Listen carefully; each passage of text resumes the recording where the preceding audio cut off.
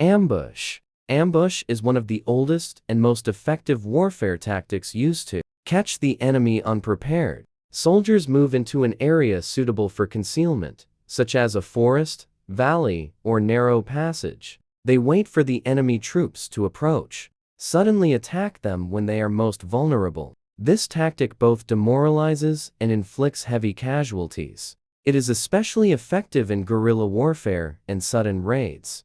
Hannibal destroyed the Roman army at Lake Trasimene with this tactic. Operation Conversion. A flanking operation is a tactic of neutralizing the enemy by surrounding him from the flanks or rear. While the enemy is delayed by a frontal attack, the main forces sneak around the flanks. The aim is to cut off the enemy's escape route and trap him. This tactic gives armies a great advantage, because the enemy loses direction and chaos ensues. Alexander the Great and Napoleon used this tactic skillfully. Modern warfare, fast maneuvers with tanks, are based on the same strategy. Fake withdrawal. A false retreat is a tactic in which soldiers lure the enemy into a trap by pretending to retreat. The enemy pursues uncontrollably, believing victory is assured. Just then, the main forces lying in ambush launch a sudden attack and trap the enemy. This tactic was especially skillfully used by the Mongols.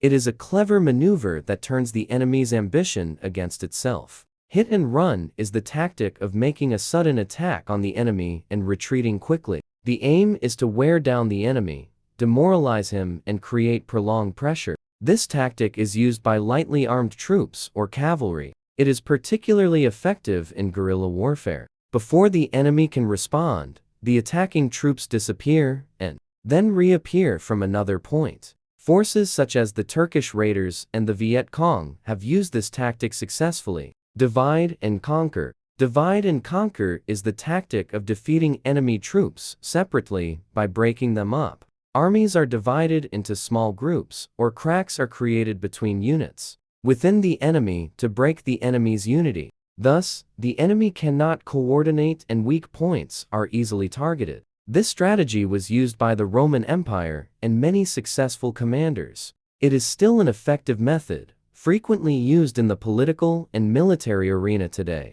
Siege. Siege is the tactic of surrounding an enemy fortress or city and forcing it to surrender. The besieging army cuts off food and aid transportation, and, over time, the enemy's resistance is broken. During a siege, fortifications may collapse, starvation, and morale decline. There have been many important sieges in history, especially in the Middle Ages, when castles were brought down by this tactic. Sieges can last a long time, but victory is usually certain. Lightning strike. The lightning campaign is a tactical operation in warfare that aims to deal a major blow to the enemy with sudden and rapid attacks. Speed and surprise are the key elements of this tactic. Armies target the enemy's weak points and can penetrate deep into the enemy's depths in a short time. Mobile units, especially tanks and mechanized infantry, are very important in this operation. The German Blitzkrieg strategy in World War II is the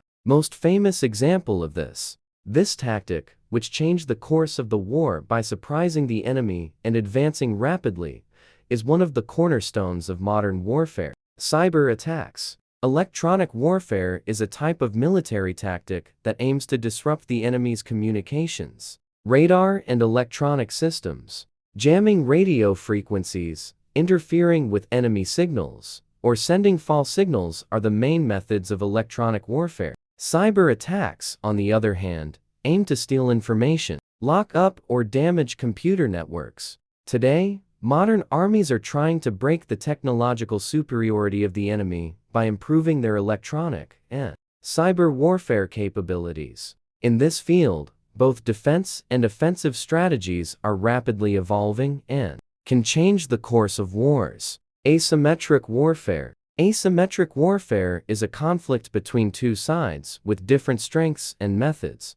Usually, the weaker side fights against the stronger enemy using tactics different from those of a traditional army. Guerrilla warfare, ambushes, and sabotage are the basic elements of asymmetric warfare. The aim is to neutralize the enemy's superior weaponry and resources. In the modern world, Asymmetric warfare is frequently seen in counter-terrorism and resistance movements. This type of warfare challenges conventional war tactics and changes the dynamics of conflict. Psychological warfare. Psychological warfare is an intellectual struggle to demoralize and destabilize the enemy and weaken public support. This type of warfare relies on perception management and information manipulation rather than physical force. Propaganda, fake news, threats, rumors, and the use of media are the most common tools. The aim is to reduce the enemy's will to fight and cause fear and panic on their side.